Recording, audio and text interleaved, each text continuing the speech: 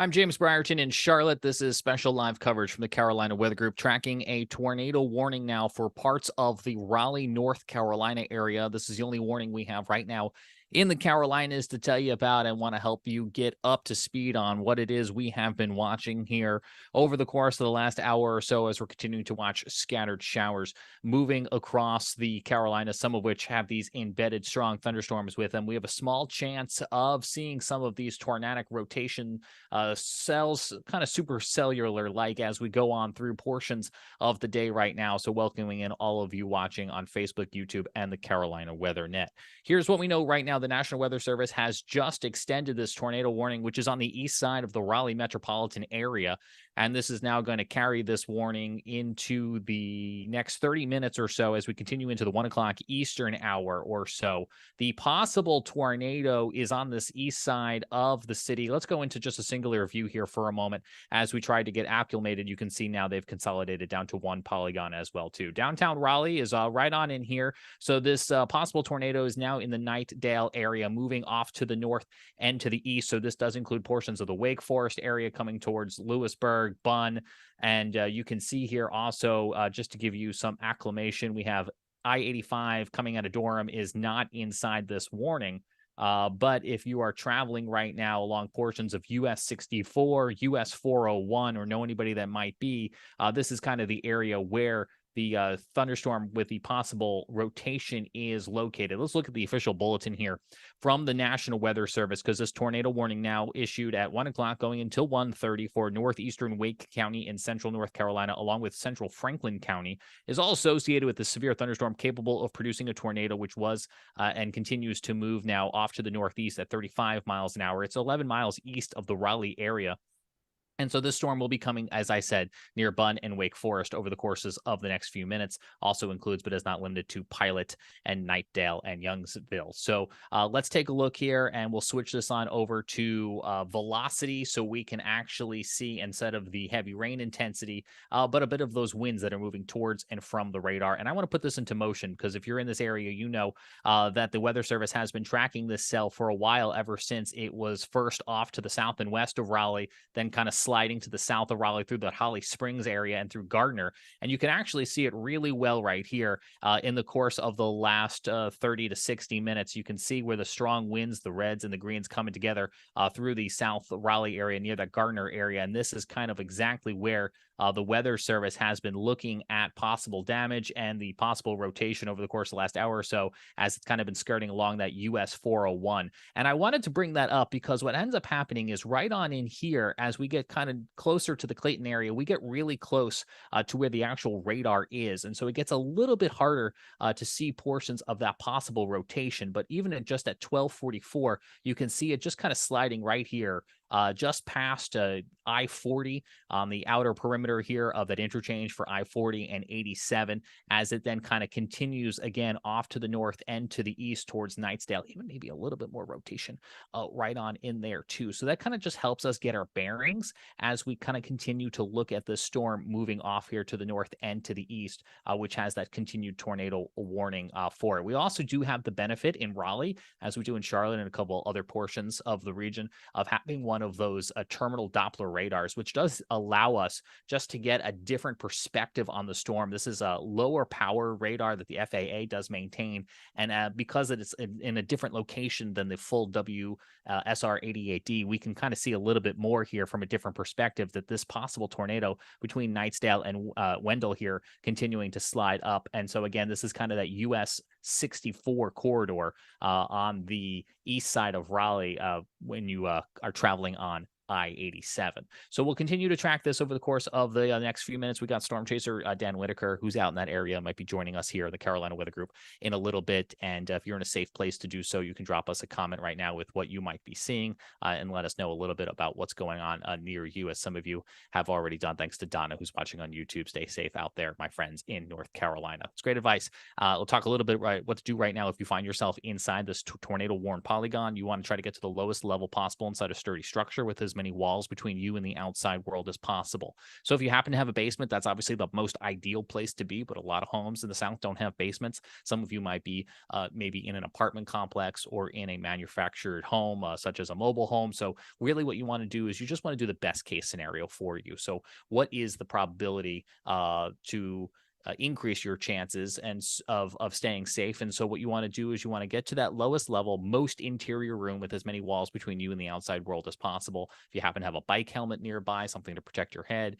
If you're inside this warning, it never hurts to maybe take a couch cushion or a mattress or something and just slide it over your head. Anything that might give a little extra cushion or so. We are continuing to watch reports coming in from the National Weather Service in our internal Slack communications that we have with them and other meteorologists and emergency managers in the area. And so WNCN reporting they're getting some reports of damage along Woodlawn and Timber Drives in the Garner area and possible damage to the Lowe's food in the Garner area. So if we take the radar back, we were just showing that to you a few minutes ago on the full power National Weather Service radar, but I'd be curious to kind of see it here on the terminal Doppler radar, and you can see at 1240, just as this possible rotation was coming out of the Garner area, you can see, again, I'm looking kind of where those reds and those greens come together as the radar was jumping ahead, and now I'm bringing it on back. Almost two areas of possible rotation here as that storm was exiting the Garner area. So it is possible that they did potentially have something on the ground there, at least briefly. And as we put the radar into motion, you can kind of just get a sense of how this storm is kind of handling and cycling. There's actually a couple different kinks along this storm. So at one point, what I'm seeing here is, again, we had those two possible areas of rotation, almost one in front of the other here on the eastern wall of the Raleigh area. And then this kind of looks like it morphs a little bit. It looks like one almost kind of spins off this way and maybe dies out, and the other one kind of almost regenerates itself, because as this continues to move on into the future, you can see where this kind of storm kind of has a bend to it, or that's what I was referring to as a kink. And I bet you if I switch back over to rain, you can kind of see a lot of times with these storms, it's every one of these little notches that allows possible rotation to kind of spin up inside these storms. And so that is something that we're keeping an eye on. Let me zoom out here real fast. If you're joining us from other portions of the Carolinas, I do want you to see right now, we don't have any other warnings, any other severe thunderstorm warnings. We don't have any other tornado warnings to tell you about. So we are really right now hyper focused on that Raleigh area. I didn't want anybody else to feel neglected. I know where I am in Charlotte. We've had several rounds of heavy rain, even some thunder rolling on through. But right now, this is the only warning that we have on the board. And that's why we're kind of hyper focused on it. In a moment here, we'll be able to take a look at some live cameras in the area from WeatherStem. Most of those right now back off towards NC State, for instance. But I would be curious, as I'm sure you are, just to get an idea of what some of those weather conditions are right now in the greater Raleigh area. So we'll be bringing those to you here in just a moment as we are continuing on here with severe weather coverage from the Carolina Weather Group. I'm James Brierton in Charlotte, North Carolina, and we're watching this tornado warning, which goes for another 22 minutes for Wake County and central Franklin County. And this is, again, on the east side of the Raleigh area.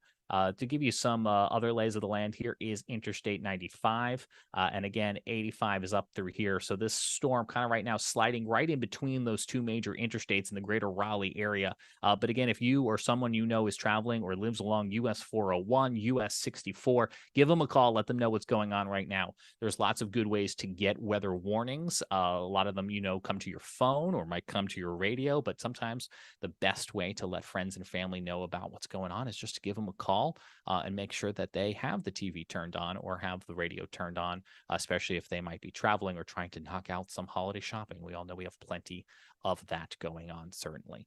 So we'll take a look here now live at NC State via WeatherStem. We're so glad they share their cameras with us. We appreciate that very much. And so I'll bring that up here as an extra thing on our screen so you can kind of get the lay of the land. You can see just how cloudy and overcast it is right now in the Raleigh area at NC State. This is away from the bulk of that thunderstorm.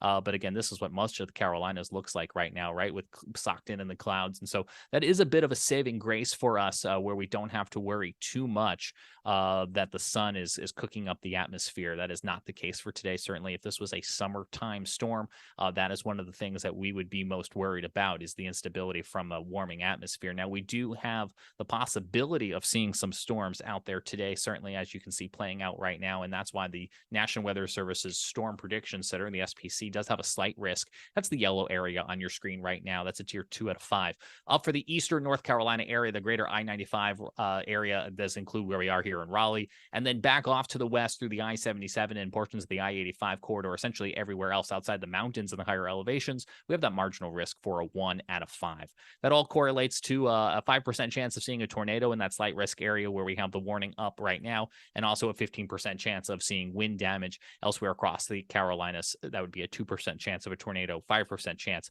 of wind damage, also associated with those marginal tier 1 and the slight risk tier 2 out of 5 from the Storm Prediction Center. So that's a little bit of what we see playing out right now. The only tornado warnings we have so far today have been in this greater Raleigh area, and we'll continue to watch as we go on through the course of the afternoon for the possibility of a few more storms spinning on up, associated essentially with some of these discrete cells out ahead of what will eventually become a bit of a squall line as we go on through the afternoon hours, all associated with a cold front that's moving through the region. So by the time you go back to work and school tomorrow, expect a cold morning across much of the region, even maybe a little bit of snow. We'll talk about that coming up.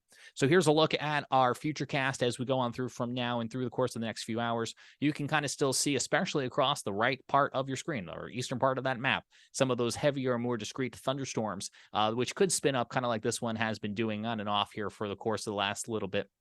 We can't rule out the chance of seeing a few more storms back across the Charlotte area, the Columbia area, and the upstate of South Carolina, especially as we look, of course, to later on tonight. This is still 8 hours into the future. You can kind of see one more round of a squall line moving through portions of the Carolinas as we set this into motion for you. So you can kind of see it's not a complete washout, but heavy rain at times on and off throughout the day, with the possibility that some of these could be spinning up as we go on throughout the day. Here's a look at that cape. This is that storm fuel. You can see it's not off the charts by any means, but we do have some of those purples and some of those blues on the screen. And so that gives us about 500, 1,000, maybe 1,500 here as we're looking at the cape on the screen as we go throughout the course of the rest of the day. But you can see really none of that really works its way into the mountains or anything like that. This is primarily outside of that mountainous area.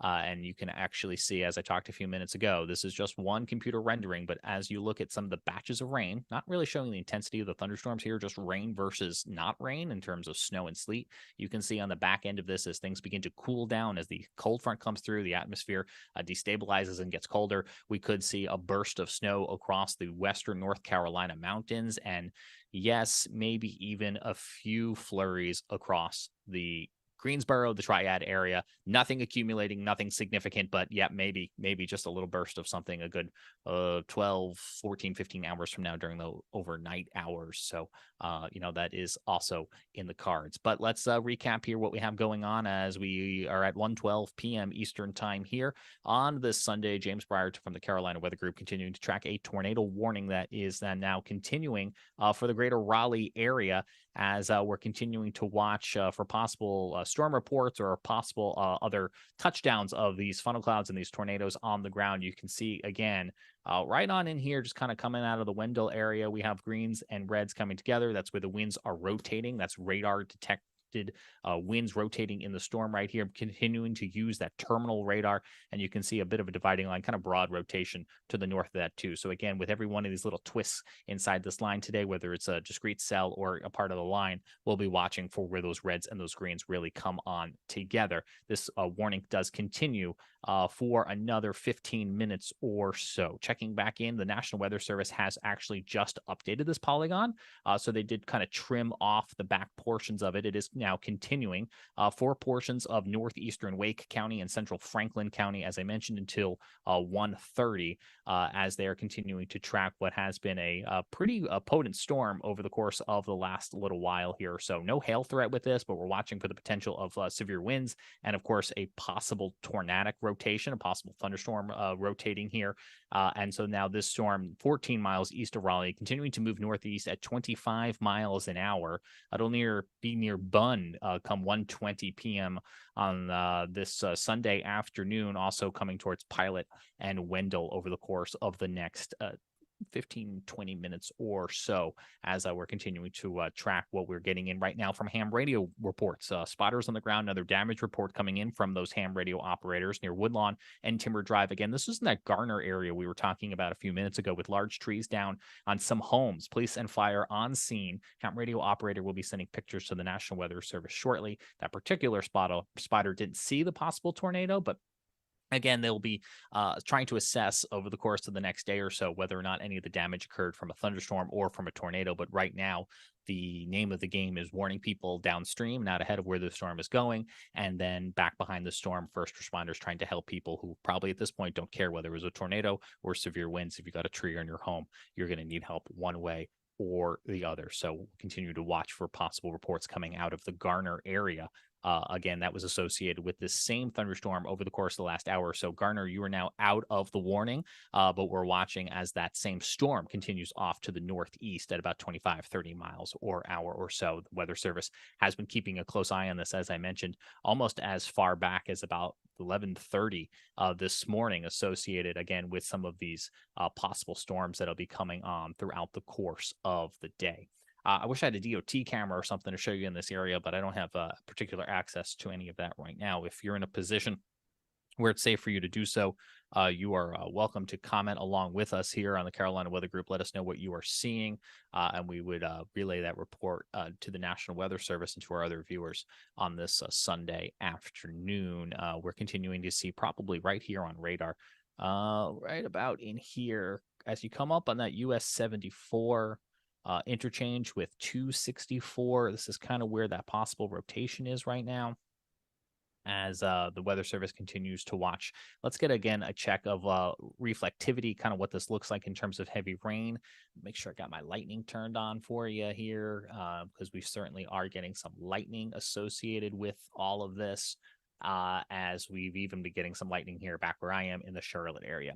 Again, we do have the benefit of having two different perspectives right now. So this right now is the super resolution reflectivity from the National Weather Service's full-blown radar on the southeast side of Raleigh versus the terminal radar at the airport I had up a few minutes ago. And this really allows you to kind of see just how many little nooks and crannies there are associated with this storm. It was a little harder to see when we were closer to the actual radar. The radar is right on in here, so it's really kind of blind right up close. So now that the storm is getting a little bit further away from the radar itself, the trailing edge here is some 10 miles away now, we can kind of start to lean back on that a little bit to get a better idea of how some of the rain works. And again, that terminal radar does have some benefits, especially when it comes to wind. That's what the airport uses it a lot for approaching and arriving aircraft. You can kind of see, again, kind of two areas of possible rotation as we've been watching on and off here associated with this storm. And if I kind of put two views side by side, I'm going to put heavy rain to the left. I would love to actually switch back over maybe to our other radar. I wanted to show you that I bet you our rotation probably does align a bit with like this notch here, right? We have a couple of these little notches, and that's where we're going to possibly get some of that rotation and spin up. Even stuff like this up towards Bunn, you see where this kind of like really kind of bounces back in. I don't see anything rotating there really strongly right now, but that's this type of stuff we're looking for. We're looking for these little jagged edges where the storm might actually be spinning alongside the perimeter of some of that heavier rain. It's also probably worth noting then, depending on where you are, like if you're in Bunn right now, right, and we have this possible rotation coming up, you may not be able to see it with your own eyes because of all the heavy rain that is between you and the possible rotation. So don't try to actually put eyes on this yourself. Just go ahead and get yourself to the safe place so that you are someplace safe, and continue to watch your phone, TV, or radio from your safe place, and allow that to provide updates on where this possibly is. We don't want you trying to go outside or looking at the window like anything like that.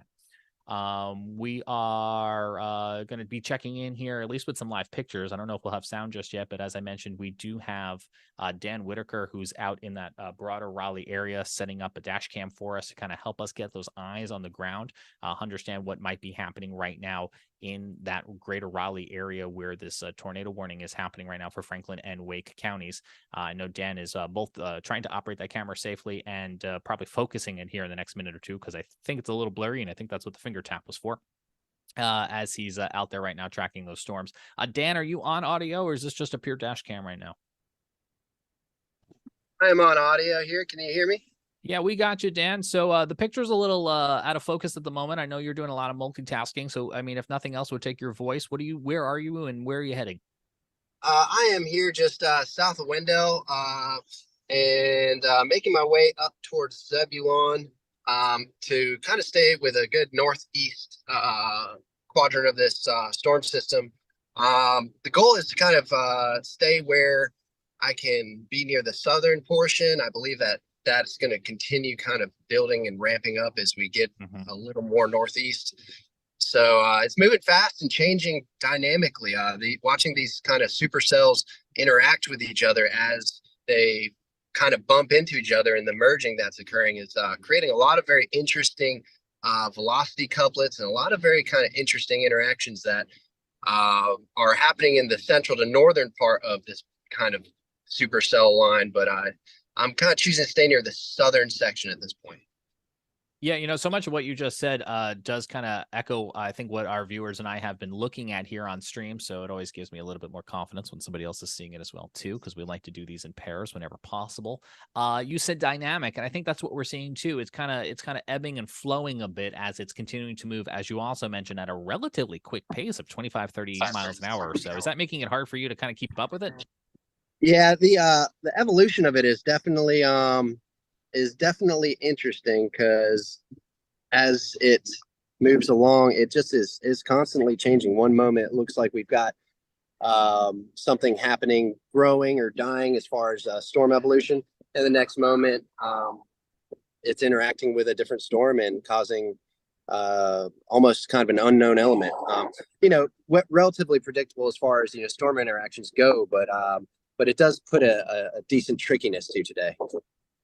Yeah, it certainly does. And what an interesting December day it is, Dan, because people don't necessarily associate winter with severe weather, but as is evident today, it is possible, as we have seen in years past and continue to see today. Hey, there's the clarity on the picture. I knew you'd get to it eventually as soon as you came to your safe stop there on your vehicle. Yeah, I had a background zoom or blur on, as it turns out. Ah, there you go. There you go. Good old fashioned zoom.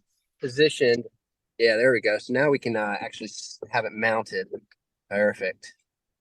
Oh, that's wonderful. We're going to go ahead and pin this nice and full for people here in a moment so they can see it a little bit better, hopefully, as we continue to watch. I know you are relatively connected with other chasers out there, Dan, and Raleigh, North Carolina in December, not necessarily the place where people expect to see a lot of possible tornadoes, especially after the storms we saw yesterday in Tennessee and elsewhere. Have you seen a lot of other chasers out there today? No, it looks like there's a couple chasers on the first kind of cell south of Raleigh that became tornado warned. And then I bumped into another chaser, Jeremy Gilchrist, up near Wendell. And we met up and kind of congregated in a parking lot, kind of talked about what was going on. He went south to chase a different storm, and I went towards the tornado warned one to see if I could feel any sort of wind or anything going on. Let's see if we can get that stable a little bit. I was afraid of that bounciness. Hey, you're driving, so safety first, and if it bounces a little, it bounces a little. No worries. Yeah, maybe I'll need to rubber band that on. It's a new magnet mount I'm trying out today, so we'll see if we can have any luck with it as time goes on. But yeah, kind of we've got good eyes on the sky. As far as I know, there's not too many people out here chasing it. But the people who are were equipped with good experience, good knowledge. I think most of us are carrying drones and the ability to pilot them safely, so that we can see over these trees, and hopefully we can keep ahead of the storms and keep the public visually informed of what's happening. Yeah, absolutely. We're continuing to watch also the internal chat we have with the weather service, and I can help you with that as well too, Dan. As you're certainly driving, trying to read messages from the weather service or other chasers could certainly be challenging out there. But over the course of the last few minutes, the only real storm reports we've received are back in that Garner area, where the storm traveled through in the last 30 to 60 minutes or so. So it definitely seems like it's the type of storm that has the capability of causing some damage here as we look at the slight risk on this Sunday afternoon. Yeah, I was curious about what happened out there, and I'm glad you're seeing some reports come in. I've been kind of focused on the sky, but on velocity, I mean, that couplet was really strong. It almost, the way it twisted in when it interacted with the storm south, it almost looked like a little mini hurricane.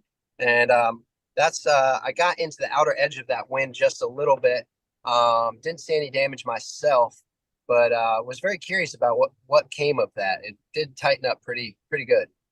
Yeah, for anybody that wasn't with us earlier, or for Dan, in case you end up back in the area, it seems in the Garner area, Woodland and Timber Drive seem to be the epicenter where we're getting some storm reports. In particular, a Lowe's Food in the Garner area seems to have suffered some damage, and a ham radio reports in that same Woodland and Timber Drive area does report some trees down on homes. I do want to let people know that the polygon has been trimmed back a little bit. The leftmost or the western edge of that is now marched a little bit to the east as the entire cell continues to move to the north and to the east. And so we have a little slimmer of an area now as we continue to really just kind of look at this storm that does continue this warning for eastern Wake and south central Franklin counties for 5 more minutes or so. And we'll have to wait to find out exactly what the weather service decides to do as we grow closer to that 1:30 p.m. timeframe when this warning is set to expire. But Dan, I wouldn't be too surprised if they continue this warning in some form or fashion, as they pretty much have been since about 11:30 or so. That's right.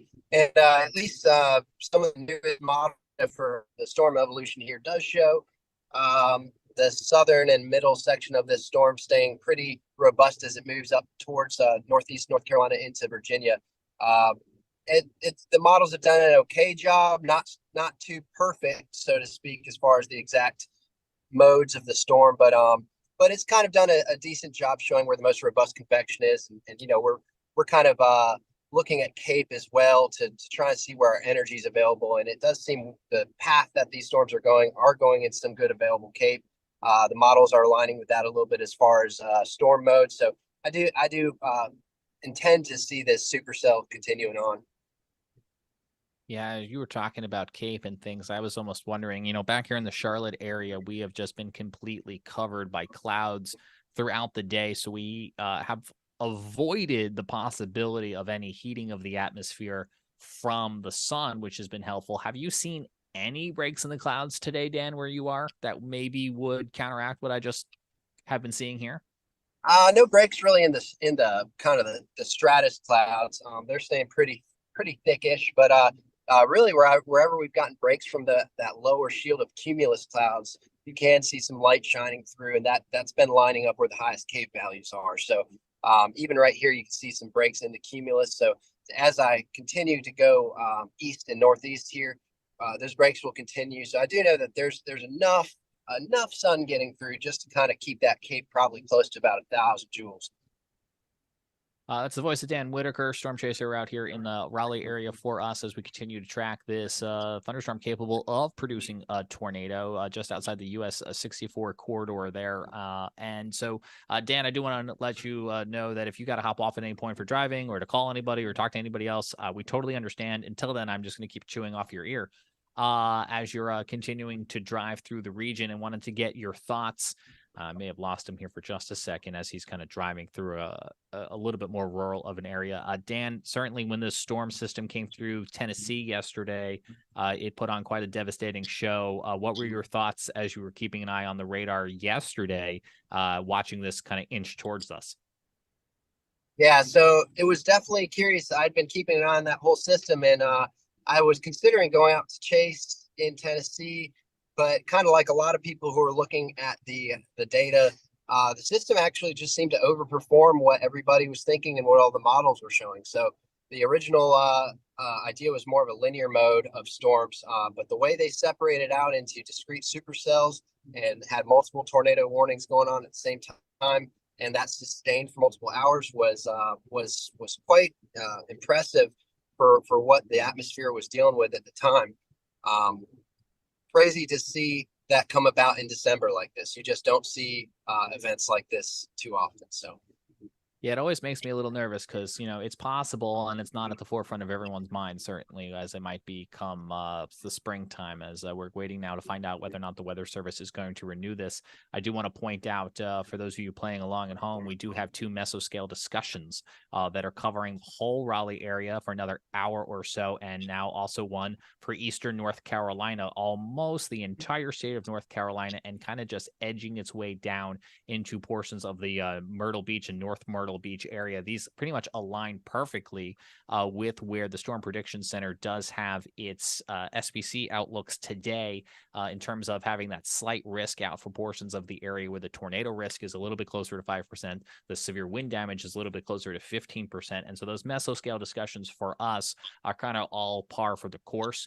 You see those SPC predictions come out, several days in advance. And then the kind of, as we get into an event like we are right now, kind of the truth, the ground truth, as we're going along the timeline for us, is to start to see those mesoscale discussions maybe 1 or 2 hours in advances of those storms really kicking up. And we actually just got, and this could not have been scripted any better, the other thing we would look for is exactly this: a tornado watch now in effect for the next 6.5 hours or so, covering most of eastern North Carolina, even portions of southern portions of the Virginia area.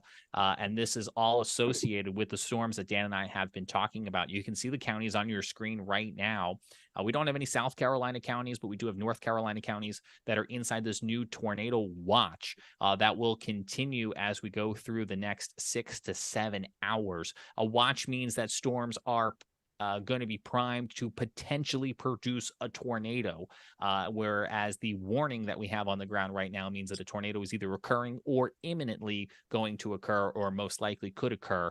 So a warning is the time that you'll have to immediately take action. But right now, if you are in portions of eastern North Carolina, essentially from that Raleigh area to the east, this tornado watch means that you should have a plan in place in case a tornado warning were to come out for your area later on.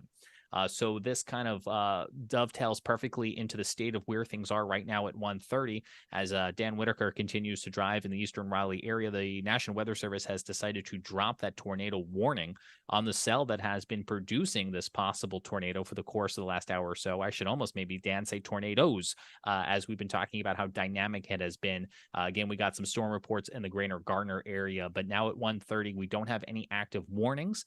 We do have this new watch box that continues up for the next 6 or 7 hours or so, which probably dovetails into Dan Whitaker. What's your plan for the next 6 or 7 hours on this Sunday afternoon?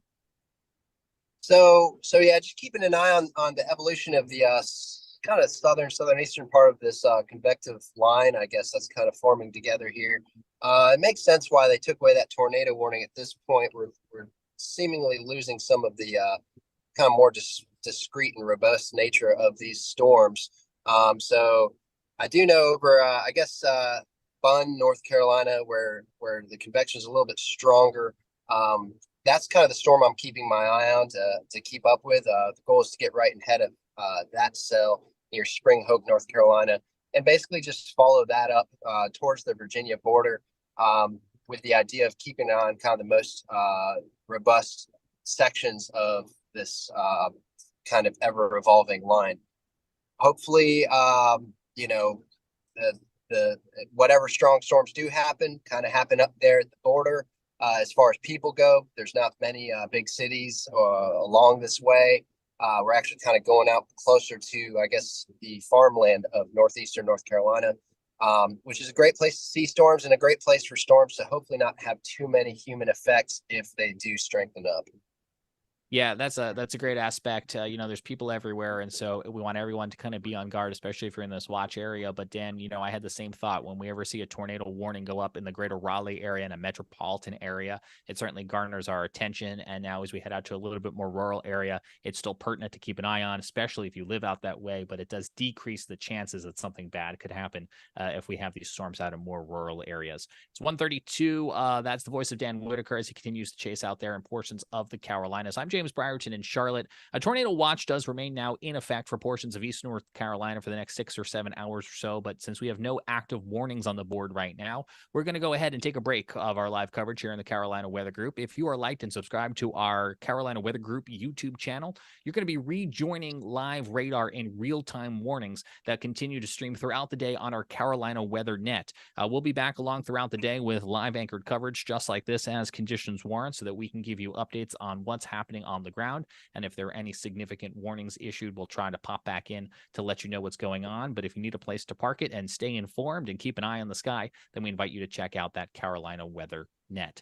Dan Whitaker, any closing thoughts before we take a quick break here on the Carolina Weather Group? The only thing I can think of is hopefully I can find some good rubber bands to stabilize this magnet mount camera better as we get through some of these extra bumpy roads as we're heading towards the country. Otherwise, I will stay with it, and I will try and send forth any pictures or video that might be useful, and hopefully we'll keep an eye on the sky and go from there. Appreciate you, Dan Whitaker. Stay safe out there. Appreciate all you joining us for this live coverage on the Carolina Weather Group. I'm James Brierton in Charlotte. We now return you to live radar and real-time warnings on the Carolina Weather Net. Stay tuned.